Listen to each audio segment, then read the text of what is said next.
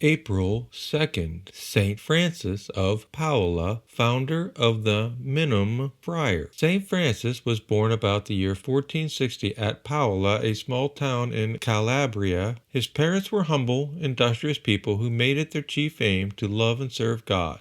They were still childless after several years of married life. They prayed earnestly for a son, and when at last a boy was born to them, they named him after St. Francis of Assisi, whose intercession they had specially sought. At the age of 13, he was placed in the Franciscan friary at San Marco, where he learnt to read and where he laid the foundation of the austere life which he ever afterwards led. After spending a year there, he accompanied his parents on a pilgrimage which included Assisi and Rome. On his return to Paola, with their consent, he retired first to a place about a half-mile from town, and afterwards to a more remote seclusion by the sea, where he occupied a cave. He was then scarcely 15 years old. Before he was 20, he was joined by 2 other men. The neighbors built them 3 cells in a chapel in which they sang the divine praises, and in which Mass was offered for them by a priest from the nearest church. As time wore on, more and more men joined them.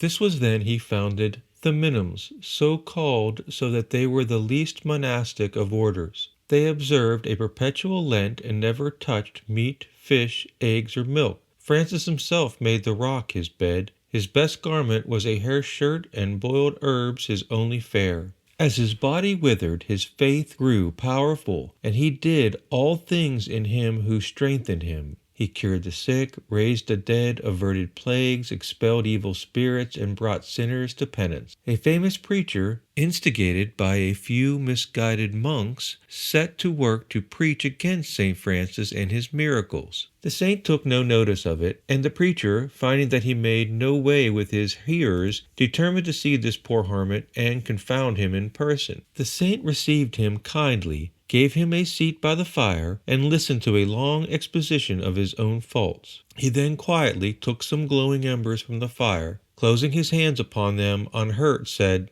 "Come, Father Anthony, warm yourself, for you are shivering for want of a little charity." Father Anthony, falling at the saint's feet, asked for pardon, and then, having received his embrace, quitted him to become his greatest admirer and attain himself to great perfection. When the king, Ferdinand of Naples, offered him money for his convent, Francis told him to give it back to his oppressed subject, and softened his heart by causing blood to flow from the ill-gotten coin. Louis XI of France, trembling at the approach of death, sent for the poor hermit to ward off the foe whose advance neither his fortress nor his guards could check. Francis went by the Pope's command and prepared the king for a holy death. The successors of Louis showered favors upon the saint, his order spread throughout Europe, and his name was reverenced throughout the Christian world. He died at the age of 91 on Good Friday, the year 1507, with the crucifix in his hand and the last words of Jesus on his lips. "Into thy hands, O Lord, I commend my spirit." Rely in all difficulties upon God. That which enabled St. Francis to work miracles will in proportion do wonders for yourself by giving you strength and consolation.